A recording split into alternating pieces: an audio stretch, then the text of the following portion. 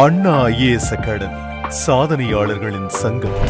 மக்களே, மாணவ நண்பர்களே, அனைவருக்கும் வணக்கம். நான் உங்கள் பொன்வேல் பாண்டியன், நடப்பு நிகழ்வுகள் ஆசிரியர்.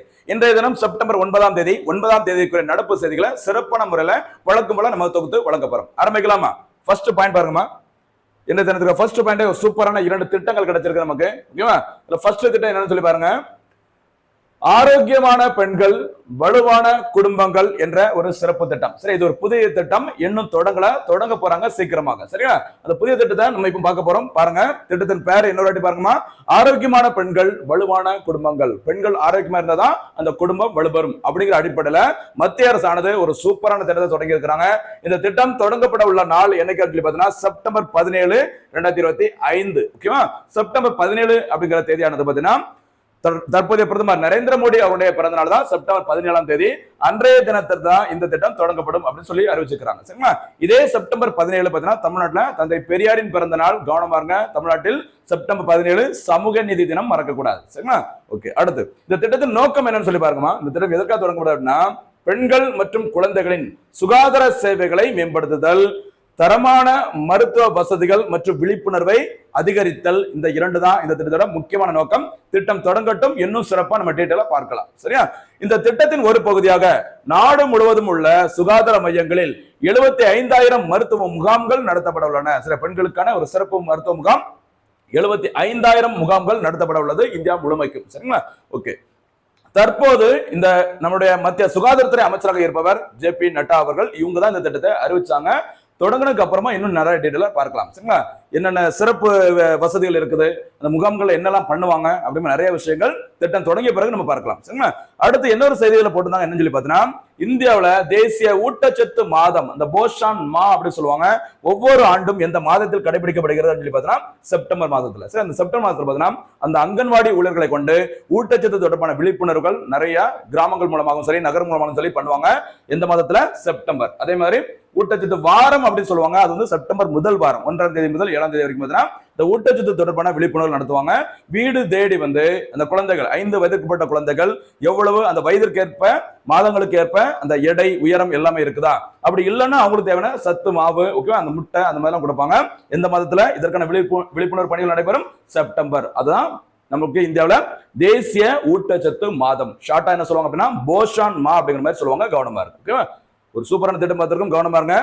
அதே மாதிரி PM விஸ்வகர்மா திட்டம். சரியா? இது நம்ம ஏற்கனவே பார்த்ததான். இதை ஏன் இப்போ பார்க்க போறோம் அப்படின்னு சொல்லி பார்த்தீங்கன்னா, நம்ம இதுக்கு முன்னாடி பார்த்த திட்டமானது அந்த பெண்களுக்கான சுகாதார அந்த திட்டமானது செப்டம்பர் 17 பிரதமர் நரேந்திர மோடி அவர்களின் பிறந்தநாளை முன்னிட்டு தொடங்கப்பட உள்ளது.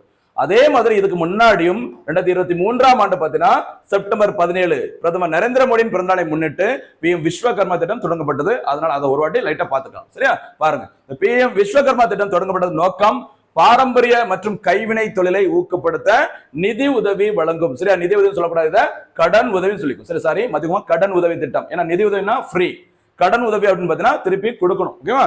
பாருங்க, இந்த திட்டத்தின் மூலமாக 18 வகையான பாரம்பரிய மற்றும் கைவினை தொழில்களுக்கு ரூபாய் 3 லட்சம் வரை கடன் உதவி வழங்கப்படும். சரிங்களா? இதுல பாத்தீங்கன்னா ஒரு 50,000 ரூபாய் வரைக்கும், சரியா, 50,000 வரைக்கும் பாத்தீங்கன்னா மானியமாக மத்திய அரசு கொடுக்குறாங்க. கவனமா இருங்க. சரிங்களா? அப்ப கொடுக்குற கடன் உதவி மொத்தம் 3 லட்சம் ரூபாய். இதுல 50,000 ரூபாய் வரைக்கும் பாத்தீங்கன்னா நமக்கு மத்திய அரசானது சப்சிடியா கொடுக்குறாங்க. கவனமா இருங்க. சரி, கடன் உதவி பாருங்க, எதன் அடிப்படையில் இந்த கடன் உதவி வழங்கப்படுகிறது? 2 பிரிவா பிரிச்சு கொடுக்குறாங்க அந்த 3 லட்சம் ரூபாய. ஒண்ணு பாருங்க, அடிப்படை பயிற்சி முடித்தவர்களுக்கு தொழில் வளர்ச்சி கடனாக 5% வட்டியில், சரியா, முதல் தவணையாக ரூபாய் 1 லட்சம் வழங்கப்படும். சரிங்களா? இந்த கடனை திருப்பி செலுத்துவதற்கான காலம் 18 மாதங்கள். 1.5 வருஷத்துக்குள்ள இந்த வாங்கின 1 லட்சம் ரூபாய் கடனை எவ்வளவு ரூபாய்? 5% வட்டியோட நீங்க திருப்பி செலுத்த வேண்டியது இருக்கும். இது வந்து ஃபர்ஸ்ட். ஓகேவா? அடுத்தபடியாக 2வது தவணையாக, சரியா, 2வது தவணையாக இந்த திட்டத்தின் மூலம் 2 லட்சம் ரூபாய், சரி, 2 லட்சம் ரூபாய் திருப்பி செலுத்து காலம் 30 மாதங்கள். ஃபர்ஸ்ட் பேஸ்ல 1 லட்சம், 2ஆம் கட்டத்துல 2 லட்சம், மொத்தத்துல 3 லட்சம் ரூபாய் திட்டம். சரியா? கடன் உதவி திட்டம் எதன் மூலம் வழங்கப்படும்? PM விஸ்வகர்மா திட்டத்தின் மூலம் வழங்கப்படும். ஓகேவா? சரி, இது தவிர கூடுதலாக அந்த கைவினை தொழிலுக்கான தேவைப்படும் இந்த உபகரணங்கள், சரி, அந்த இன்ஸ்ட்ருமெண்ட் எல்லாமே வாங்குறதுக்கு மத்திய அரசானது ரூபாய் 15,000 வரைக்கும் பார்த்தீங்கன்னா இது வந்து நிதி உதவியா கொடுக்குறாங்க. திருப்பி செலுத்த வேண்டியது கிடையாது. ஓகேவா? அடுத்து இந்த திட்டத்தில் சேர்வதற்கான குறைந்தபட்ச வயது வரம்பு எவ்வளவு பார்த்தீங்கன்னா 18 வயது நிறைவடைந்திருந்தா மட்டும்தான் இந்த PM விஸ்வகர்மா திட்டத்தில் சேர முடியும் அப்படி சொல்லியிருக்காங்க. எத்தனை வகையான பயிற்சி வழங்கப்படும்? 18 வகையான கைவினை பயிற்சி ஊக்கப்படும் திட்டம். ஓகேவா? அடுத்து கைவினை தொழில், அடுத்து திறன் மேம்பாடு. ஓகேவா? சரி, என்ன பண்றாங்கன்னு சொல்லி பாருங்க. இந்த திட்டத்தின் மூலமாக 5 முதல் 7 நாட்கள் வரை, சரியா, ஸ்டார்டிங்ல 5 முதல் 7 நாட்கள் வரை அடிப்படை பயிற்சி வழங்கப்படும். ஓகேவா? அதன் பிறகு பார்த்தீங்கன்னா ஒரு 15 நாட்கள் மற்றும் அதற்கு மேற்பட்ட பயிற்சிக்கு நாள் ஒன்றிற்கு ரூபாய் 500 உதவி தொகையாக வழங்கப்படும். சரி, ஃபர்ஸ்ட் ஒரு 5, அதாவது முதல் வாரத்துல அடிப்படை பயிற்சி, அதுக்கப்புறம் 15 நாட்கள் மற்றும் அதற்கு மேற்பட்ட அந்த பயிற்சிகளுக்கு ஒவ்வொரு நாளைக்கும் அரசாங்கமானது 500 ரூபாய் ஒரு ஸ்டைஃபண்ட் மாதிரி கொடுக்குறாங்க. ரொம்ப ஒரு சிறப்பான திட்டம், கவனமா இருக்கு. சரியாமா? அடுத்து பாருங்க மக்களே, அங்கீகாரம். சரியா? இந்த திட்டத்தின் மூலம் இந்த பயிற்சியில யாரெல்லாம் இணைஞ்சாங்களோ அவங்களுக்கு என்ன அங்கீகாரம் மத்திய அரசால் வழங்கப்படுகிறது அப்படின்னு சொல்லி பாத்தீங்கன்னா, பயிற்சி முடித்தவர்களுக்கு பிரதமரின் விஸ்வகர்மா சான்றிதழ் வழங்கப்படும். அதற்கான அடையாள அட்டை வழங்குவதன் மூலம் கைவினைஞர்களுக்கு ஒரு அங்கீகாரம் வழங்கப்படும் அப்படின்னு சொல்லியிருக்கிறாங்க. சூப்பரா இருக்கு. மொத்தத்துல கைவினை தொழிலை ஊக்கப்படுத்தும் மத்திய அரசோட திட்டத்துக்கு என்ன பேருமா? PM விஸ்வகர்மா திட்டம். பிரதமர் நரேந்திர மோடி அவர்களின் பிறந்தநாளை முன்னிட்டு செப்டம்பர் 17, 2023 தொடங்கப்பட்டது. இந்த திட்டத்தில் சேர்வதற்கு குறைந்தபட்ச வயது வரம்பு 18 வகையான பாரம்பரிய மற்றும் கைவினை தொழிலை ஊக்கப்படுத்தும் திட்டம். அதிகபட்சமாக ரூபாய் 3 லட்சம் வரைக்கும் கடன் கொடுப்பாங்க. வட்டி அதற்கு 5% மறக்கக்கூடாது. சரியா? அடுத்து போலாமா? அடுத்தபடியாக இன்றைய தினத்திற்கான தமிழக செய்திகள் என்னன்னு சொல்லி பார்த்தீங்கன்னா, இது நம்ம தொடர்ந்து பார்த்துட்டு இருக்கிறது தான் முதலமைச்சர் மு.க. ஸ்டாலின் வெளிநாட்டு பயணம். சரியா? முதலமைச்சர் ஸ்டாலின் அவர்கள் ஐரோப்பிய நாடுகளுக்கு சுற்றுப்பயணம் மேற்கொண்டிருந்தாங்க, முதலீடுகளை தமிழ்நாட்டிற்கு ஈர்ப்பதற்காக. எந்த நாட்டிற்கு போயிருந்தாங்க, எவ்வளவு ஒப்பந்தங்கள் கையெழுத்தானது அப்படிங்கிற மாதிரி இந்த செய்தியில பார்க்கலாம். ஜெர்மனி மற்றும் இங்கிலாந்து ஆகிய ஐரோப்பிய நாடுகளுக்கு முதலீடுகளை ஈர்ப்பதற்காக சுற்றுப்பயணம், சரி, அரசுமுறை சுற்றுப்பயணம் மேற்கொண்டார் முதல்வர் மு.க. ஸ்டாலின் அவர்கள். ஓகேவா? இந்த சுற்றுப்பயணத்தின் மூலமாக ஈர்க்கப்பட்ட மொத்த முதலீடோட தொகை, சரியா, மதிப்பு எவ்வளவு பார்த்தீங்கன்னா ரூபாய் 15,516 கோடி. இந்த தொகையானது எத்தனை ஒப்பந்தங்கள் மூலம் கையெழுத்தானது அப்படின்னு பார்த்தீங்கன்னா மொத்தம் 33. அப்போ ஈர்க்கப்பட்ட மொத்த முதலீடுகள் 15,516 கோடி. இதன் மூலம் பார்த்தீங்கன்னா எத்தனை புரிந்துணர்வு ஒப்பந்தங்கள் கையெழுத்தானது அப்படின்னு சொல்லி பார்த்தீங்கன்னா 33. இதன் மூலமாக 17,613 பேருக்கு வேலை வாய்ப்புகள் வழங்கப்படும் அப்படின்னு சொல்லிக்கிறாங்க. மொத்தத்துல முதல்வர் ஸ்டாலினோட அந்த வெளிநாட்டு பயணமானது சிறப்பான ஒரு வெற்றியை பெற்றுள்ளது அப்படிங்கிற மாதிரி தமிழக அரசு அறிவிச்சிருக்கிறாங்க. சரியா? இதுக்கு முன்னாடி பாத்தீங்கன்னா ஜப்பான், ஓகேவா, சிங்கப்பூர் ஆகிய நாடுகளுக்கெல்லாம் இதுக்கு முன்னாடி, சரியா, மு.க. ஸ்டாலின் அவர்கள் சுற்றுப்பயணம் மேற்கொண்டு வந்தாங்க. அந்த சிங்கப்பூர்ல உரையாற்றும் போதுதான் வேர்களை தேடி அப்படிங்கிற திட்டத்தை தொடங்கி வச்சிருந்தாங்க மு.க. ஸ்டாலின் அவர்கள். சரிங்களா? அந்த வேர்களை தேடி திட்டம் என்ன அப்படிங்கிறத ரொம்ப டீட்டெயிலா நம்ம ஆல்ரெடி பார்த்திருக்கோம். பார்க்காதவங்க முந்தைய வீடியோ கொஞ்சம் பாருங்க. சரியாமா? சரி, அடுத்து இந்தியன் ஜியோகிராபி தொடர்பான ஒரு தமிழ்நாடு செய்தி பாருங்க. முல்லை பெரியாறு அணை, அதாவது மு.க. ஸ்டாலின் அவர்கள் வெளிநாட்டு சுற்றுப்பயணம், இங்கிலாந்து நாட்டிற்கு சுற்றுப்பயணம் மேற்கொண்டிருக்கும் போது அங்க பாத்தீங்கன்னா, ஓகேவா, யாரோட சமாதியை வந்து பார்த்துட்டு இருந்தாங்கம்மா, யாரோட குடும்பத்தினரை, நம்மளோட முல்லை பெரியாறு அணை, சரியா, அதை கட்டிய பென்னிகுயிக் அந்த குடும்பத்தினை சந்தித்து போட்டோலாம் எடுத்துட்டு வந்திருந்தாங்க. சமீப காலமாக பார்த்தீங்கன்னா இப்போ 2-3 நாட்களாவே இந்த முல்லை பெரியாறு அணை கட்டிய பென்னிகுயிக், ஓகேவா, தமிழ்நாடு என்ன தொடர்பு அப்படின்னு டெய்லி செய்தியால் இடம்பெற்று இருக்குது. அதனால இந்த முல்லை பெரியாறு அணை பத்தி லைட்டா நம்ம பார்க்கலாம். பாருங்க, முல்லை பெரியார் டேம் வெஸ்டர்ன் காட் அப்படி சொல்றேன், மேற்கு தொடர்ச்சி மலையில் துவங்கி மேற்கு நோக்கி கேரளாவில் பாயும் பெரியாற்றின் மீது கட்டப்பட்ட ஒரு அணை ஆகும். சரியா? இது எங்க இருக்குன்னு சொல்லி பாருங்க. இது தமிழகம், சரியா, தமிழ்நாடு மற்றும் கேரள எல்லையில் அமைந்துள்ளது. இது கட்டப்பட்டுள்ள இடம், சரியா, இந்த முல்லை பெரியாறு அணை அமைந்துள்ள இடம் எதுன்னு பார்த்தீங்கன்னா கேரளா. ஆனால் இந்த அணையை யார் வந்துட்டு பராமரிச்சுட்டு வராங்க அப்படின்னு பார்த்தா தமிழக பொதுப்பணித்துறை தான் இதை வந்துட்டு இந்த அணையை பராமரித்து வராங்க. கவனமா இருக்குமா? முல்லை பெரியாறு அணை கேரளாவில் தான் இருக்குது. தமிழ்நாடு கேரளா எல்லையில் அமைந்துள்ளாலும் அந்த அணை அமைந்துள்ள இடம் கேரள மாநிலம். இந்த அணையை, ஓகேவா, பராமரித்து வருவது தமிழ்நாடு பொதுப்பணித்துறை. கவனமா இருக்கும். ஓகேவா? ஓகே, இந்த அணை யாரால் கட்டப்பட்டது? அதை நம்ம ஏற்கனவே சொன்ன மாதிரி பென்னிகுயிக், சரியா, பென்னிகுயிக் அவர்களால் இந்த அணை கட்டப்பட்டது. கூடுதல் செய்தி பாருங்க. இந்த அணை, முல்லை பெரியார் அணையானது கட்ட தொடங்கப்பட்ட வருஷம் 1887. ஓகேவா? அதன் பிறகு இந்த அணையானது முறைப்படி திறக்கப்பட்ட நாள் அக்டோபர் 10, 1895, 1895 அக்டோபர் 10 அன்று முல்லை பெரியார் அணை முறைப்படி திறக்கப்பட்டது. இதோட கொள்ளளவு அதெல்லாம் பாத்துக்கோங்க. அதுல ரொம்ப முக்கியமானது பாத்தீங்கன்னா இதனுடைய அதிகபட்ச உயரம், சரியா, அந்த நீரை வந்து சேமித்து வைக்கக்கூடிய அதிகபட்ச உயரமானது 155 அடி உயரம் கொண்டது. உச்ச நீதிமன்றத்தின் தீர்ப்பிற்கு பிறகு 142 அடி உயரம் வரைக்கும் இதுல நீரை வந்து சேமிச்சு வைக்கலாம் அப்படின்னு சொல்லியிருக்கிறாங்க. ஓகேவா? பாருங்க, உச்ச நீதிமன்றத்தின் தீர்ப்புகளின் அடிப்படையில் இதன் உயரம் 142, சரியா, 142 அடி உயரம் உயர்த்தப்பட்டுள்ளது. கவனமா இருங்க. ஆர்டிகல் 142 தொடர்புடையமா? ஆர்டிகல் 142 இங்க முல்லை பெரியார் அணையோட தற்போதைய அதிகபட்ச உயரம் எவ்வளவு நீர் வந்து சேமிச்சு வச்சுக்கலாம் அப்படின்னு சொல்லி பாத்தீங்கன்னா 142 அடி. இதே மாதிரி கொஞ்ச நாளைக்கு முன்னாடி, ஒரு 2 days முன்னாடி பாத்தீங்கன்னா ஆர்டிகல் 142 எதற்காக பார்த்தோம்? முடிஞ்சா போனஸ் கேள்வி பதில சொல்லுங்க. இந்த அணையின் நீர்பிடிப்பு பகுதியில் சரியா அமைந்துள்ள முக்கியமான ஒரு வன சரணாலயம் எதுன்னு பார்த்தா தேக்கடி. சரியா, தேக்கடி வன சரணாலயம் இந்த முல்லை பெரியார் அணையின் நீர்பிடிப்பு பகுதியில் அமைந்துள்ளது. இது தவிர இன்னொரு அணை கேரள அரசினால் கட்டப்பட்டுள்ளது, அதோட பேரு இடுக்கி அணை.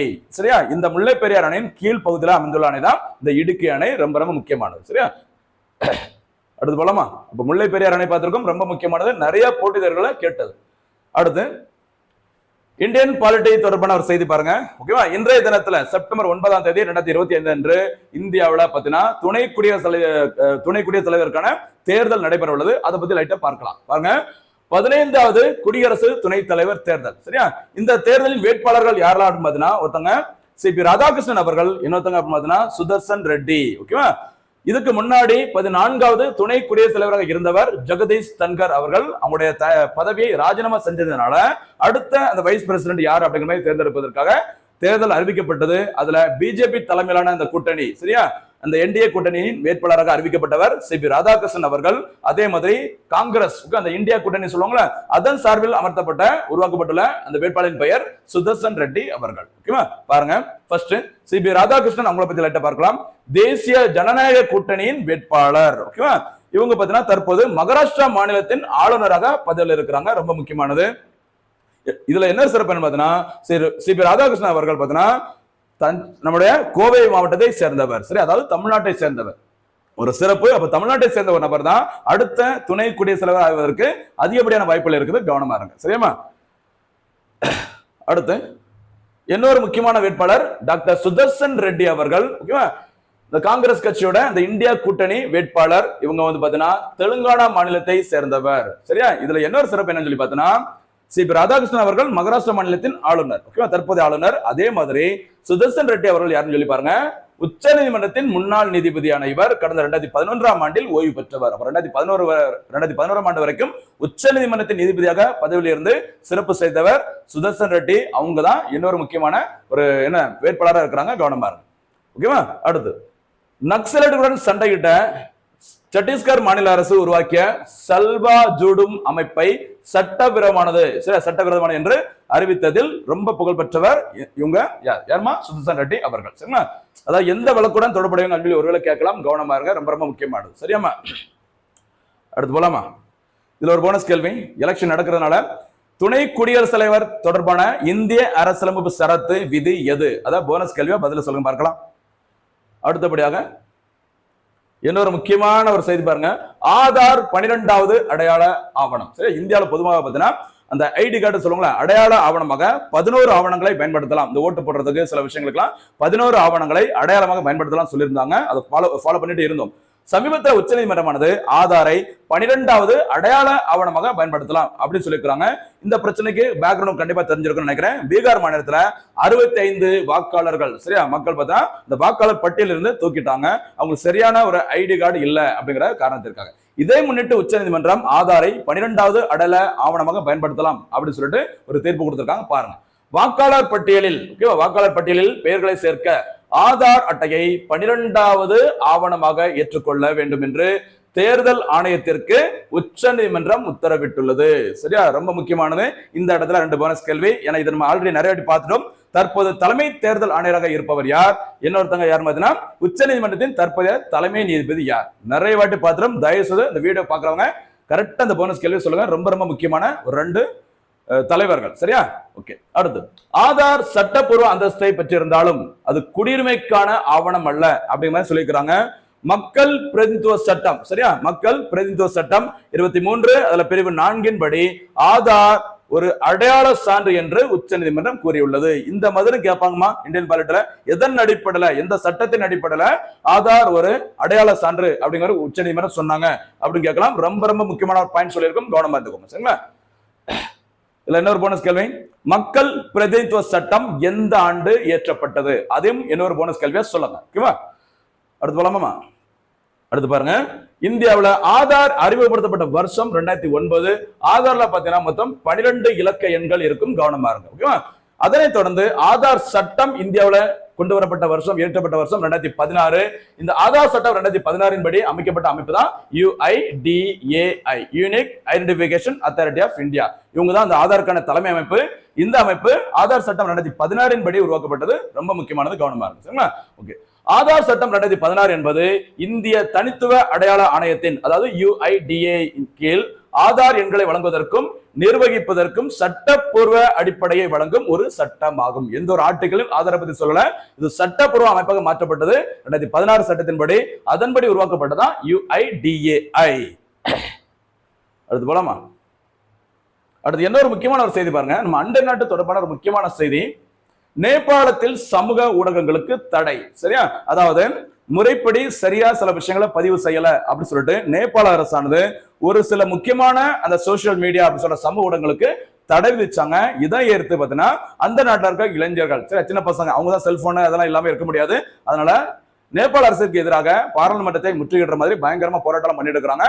அது தொடர்பான செய்தி பாருங்க. நேபாளத்தில் Facebook, WhatsApp, சரியா, X, அதாவது ட்விட்டர் உள்ளிட்ட 26 சமூக ஊடக தளங்களுக்கு தடை செய்து கடந்த செப்டம்பர் 2004 நேபாள அரசு உத்தரவு பிறப்பித்தது. எத்தனை 26 சோசியல் மீடியாவுக்கு வந்து பேன் பண்ணியிருக்கிறாங்க. கவனமா இருக்கு. சமூக ஊடகங்கள் கட்டாய பதிவு முறை செயல்முறைக்கு இணங்காததால் அவை அனைத்தும் நேபாளத்தில் தடை. சரி, கண்டிப்பா சமூக அந்த நேபாளத்தின் சட்ட விதியின்படி கண்டிப்பாக பதிவு செஞ்சிருக்க வேண்டும் நேபாள அரசுடன் அப்படின்னு சொல்லியிருந்தாங்க. அதை யாரும் பண்ணல. அதனால அவங்க வந்துட்டு இந்த தடை வச்சிருக்கிறாங்க. ஓகேவா? ஓகே. யாரு வந்து அதிக அளவுல இந்த போராட்டத்தில் ஈடுபட்டாங்க அப்படின்னு பார்த்தீங்கன்னா ஜென் சி எனும் பெயரில் மாபெரும் போராட்டத்தில் ஈடுபட்டுள்ளனர். நிறைய இளைஞர்கள் தான் இதுல இருக்கிறாங்க. கவனமா இருங்க. சரியா? சரி, பாருங்க. நேபாளத்தின் தற்போதைய அதிபராக இருப்பவர் யார் பார்த்தீங்கன்னா ராம்சந்திர அவர்கள். அதே மாதிரி நேபாளத்தின் பிரதமராக இருப்பவர் KP சர்மா ஒலி அவர்கள். ரொம்ப ரொம்ப முக்கியமானது. அதே மாதிரி நேபாளம் அப்படின்னா இன்னொரு செய்தியை கண்டிப்பா தெரிஞ்சிருக்கணும். நேபாளத்தின் தலைநகரம் காத்மாண்டு. இந்த காத்மாண்டில் அமைந்துள்ள முக்கியமான ஒரு அமைப்பு சார்க் அமைப்பு. சரி, சார்க் அப்படின்னா தெற்காசிய நாடுகளின் பிராந்திய கூட்டமைப்பு சொல்லுவாங்கல்ல. இந்த சார்க் அமைப்பு உருவாக்கப்பட்டது டிசம்பர் 8, 1985. ஹெட் குவார்டர்ஸ் பாத்தீங்கன்னா நேபாளத்தின் தலைநகரமான காத்மாண்டில் அமைந்துள்ளது. இந்த மாதிரி தான் நம்ம படிக்கணும். கரண்ட்ல நியூஸ் வரலாம். அது தொடர்பான ஒரு பேக்ரவுண்ட் தெரிஞ்சுட்டா நம்ம ரொம்ப ஈஸியா தட்டிட்டு போயிட்டே இருக்கலாம் போட்டித் தேர்வுகள்ல. அடுத்து பாருங்கம்மா, ஒரு முக்கியமான ஒரு சில விளையாட்டு செய்திகள் சமீப காலமே பார்த்தீங்கன்னா ஒரு வாரத்துல முக்கியமான விளையாட்டு செய்திகள் பார்த்துட்டு இருக்கோம். கண்டிப்பா சொல்ற ரொம்ப ரொம்ப முக்கியமா இருக்கும். வேணா பாருங்க அடுத்த தேர்வுகள்ல. 14வது ஜூனியர் உலகக்கோப்பை ஹாக்கி போட்டி. 14வது ஜூனியர் உலகக்கோப்பை ஹாக்கி போட்டி சரியா எங்கு நடைபெற உள்ளது அப்படிங்கறத சிறப்பு பாருங்க. வரும் நவம்பர் டிசம்பர் மாதங்கள்ல பாத்தீங்கன்னா 2025ஆம் ஆண்டு சென்னை மற்றும் மதுரையில் நடைபெற உள்ளது. சரியா? இந்த போட்டிகள்ல மொத்தம் 24 அணிகள் கலந்து கொள்ள உள்ளது. சரிங்களா?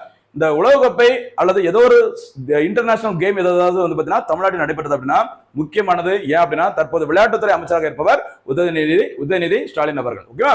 அதனால இந்த மாதிரி தமிழ்நாட்டில் நடைபெறுகிற ஒரு இன்டர்நேஷனல் கேம் எது இருந்தாலும் நோட் பண்ணிக்கோங்க. ரொம்ப முக்கியமானதா இருக்கும். சரியா?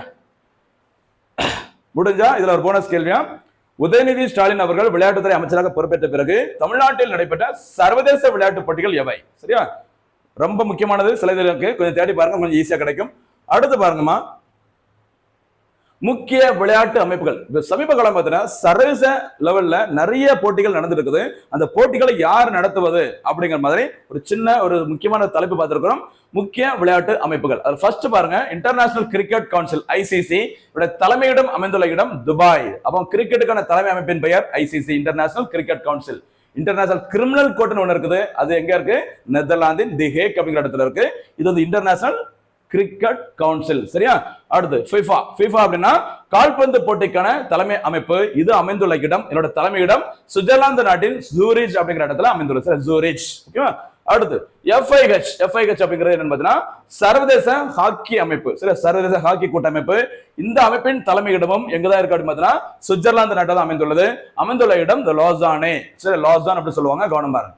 அடுத்து சர்வதேச டென்னிஸ் கூட்டமைப்பு, இன்டர்நேஷனல் டென்னிஸ் ஃபெடரேஷன் அமைந்துள்ள இடம், தலைமையிடம் இங்கிலாந்தில் லண்டன் நகரில் அமைந்துள்ளது. அடுத்த முக்கியமான ஒரு அமைப்பு அடிக்கடி செய்திகள் வருது பாருங்க, FIDE, FIDE. சரியா? இந்த FIDE அப்படிங்கிறது பாத்தீங்கன்னா செஸ் போட்டிக்கான தலைமை அமைப்பு. இந்த அமைப்பின் தலைமையிடமும் சுவிட்சர்லாந்தில் அந்த லாசான், சரி, அது லோசானே அப்படிங்கிற இடத்துல அமைந்துள்ளது.